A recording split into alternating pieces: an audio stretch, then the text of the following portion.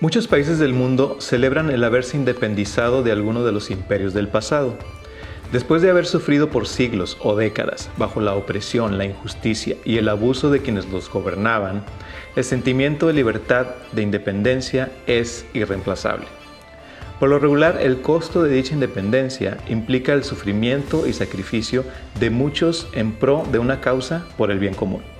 En Latinoamérica, por ejemplo, nuestros países se independizaron de España y cada año, por todo el continente, se llevan a cabo festividades recordando la libertad obtenida y las muchas ventajas de ser una nación soberana que se puede gobernar a sí misma y que, al menos en teoría, tienen un gobierno autónomo que buscará el beneficio de sus ciudadanos. Pero la independencia conlleva la enorme responsabilidad de no depender de nada ni de nadie mientras se camina por la vida. No hay necesidad de rendirle cuentas a nadie cuando se es independiente. Dicha situación implica el riesgo del levantamiento de un nuevo opresor igual o peor de aquel del cual nos hemos librado. Ese es un peligro latente. Pero, ¿y qué si la solución fuera la dependencia y no la independencia? Si como individuos o naciones encontráramos un líder, aliado o gobernante que pudiéramos calificar como perfecto, ¿no sería más conveniente vivir en dependencia de dicho líder? Imaginemos por un momento que este líder tuviera las características de ser justo, compasivo, amoroso, íntegro, recto y 100% confiable.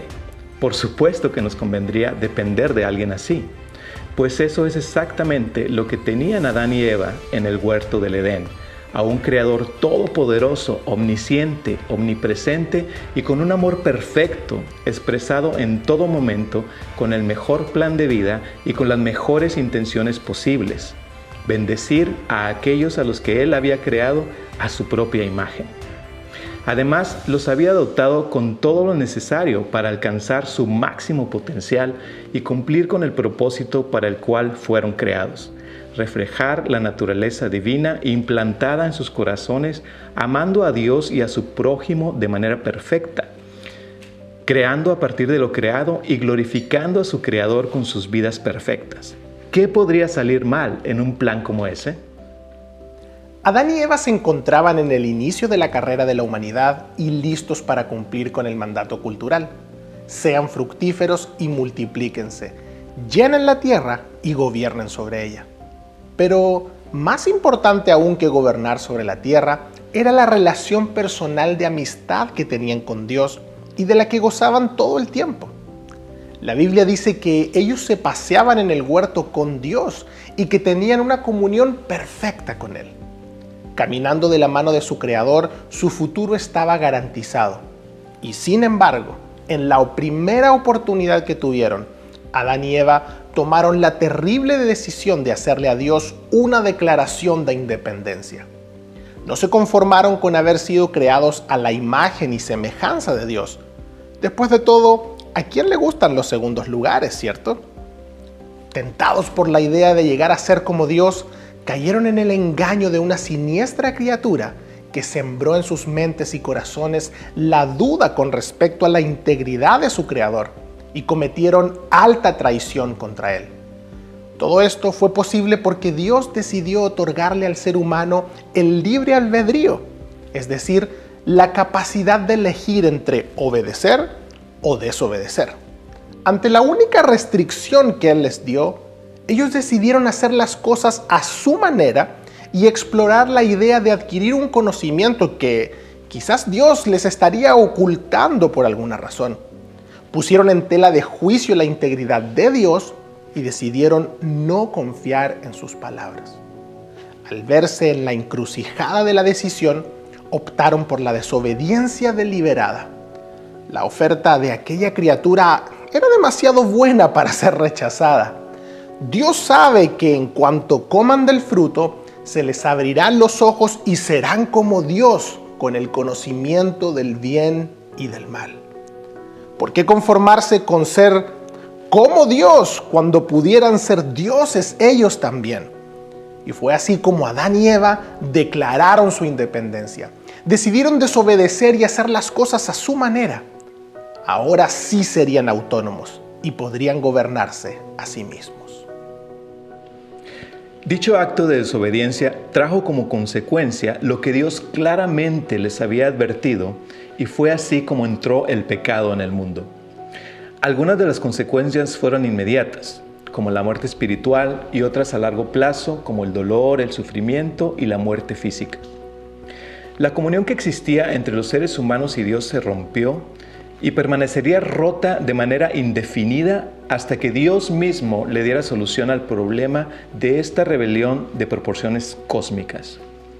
El pecado entró en el mundo y con ello la maldición.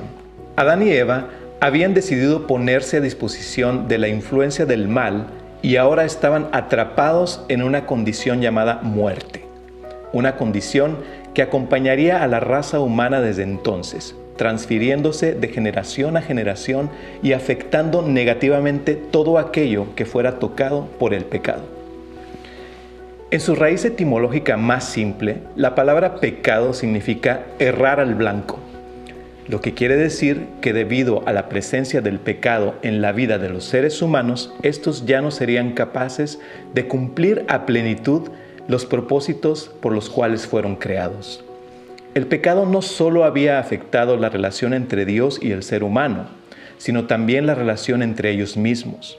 El odio, el resentimiento, la envidia, los celos, la falta de perdón y todo aquello que daña las relaciones humanas ahora estarían presentes en la historia de la humanidad, causando divisiones, engaño, opresión, asesinatos y muerte por todas partes.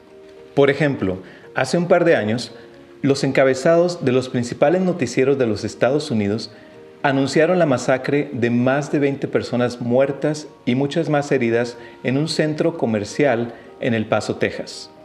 Y en la madrugada del día siguiente, otras 9 personas perdieron la vida en los tiroteos de Dayton, Ohio. Las consecuencias del pecado continúan manifestándose día a día. El recuento de los daños desde la expulsión del huerto del Edén de nuestros primeros padres hasta ahora puede desmoralizar a las mentes más optimistas. Aunque el ser humano continúa portando la imagen de Dios, la realidad es que el hombre no es ni la sombra de aquello para lo cual fue creado. ¿Y qué del mandato cultural? ¿Tiene el hombre aún la capacidad de llevar a cabo la encomienda de Dios? La respuesta es sí, pero solo de manera parcial e imperfecta, por causa de la presencia del pecado en su vida. Haciendo uso de los dones y talentos que le fueron otorgados por su Creador, hoy el hombre moderno se jacta de su intelecto y de la habilidad de construir imponentes ciudades, de crear obras inspiradoras de arte, de tomar lo que necesita del polvo de la tierra y construirse aparatos tecnológicos que le faciliten la vida.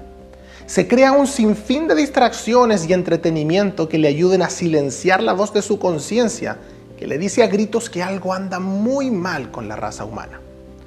Con todo, la habilidad del hombre para pecar no ha disminuido, ni siquiera un poco.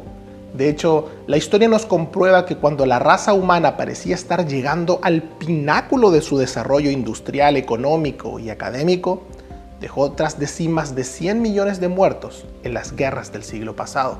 Los campos de concentración del régimen nazi son un testimonio histórico que nos recuerda lo malo que podemos llegar a ser.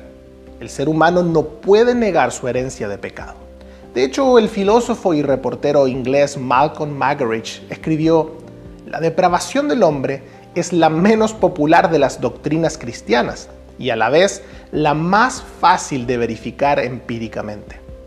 Las palabras de Muggeridge solo hacen eco en las del apóstol Juan, quien hace 2000 años escribió: «Si afirmamos que no tenemos pecado, lo único que hacemos es engañarnos a nosotros mismos y no vivimos en la verdad». ¿La verdad? ¿Cuál verdad? ¿O cuál de todas ellas? Diría casi cualquier persona a quienes le preguntásemos en la calle. Muchas de las mejores y más famosas universidades del mundo sostienen en sus muros la frase: «La verdad los hará libres», como un manifiesto del deseo de ser liberados, pero una vez más de la opresión que prevalece. Irónicamente, esa frase salió de los labios de aquel que ahora niegan y repudian en sus sofisticados currículums educativos.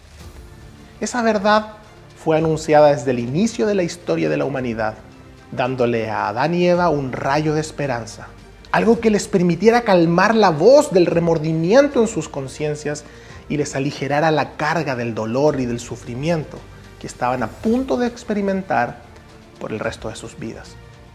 Una verdad que traería una solución permanente al grave error de la raza humana al decirle a su creador: aunque sabemos lo que has dicho, mejor lo haremos a nuestra manera.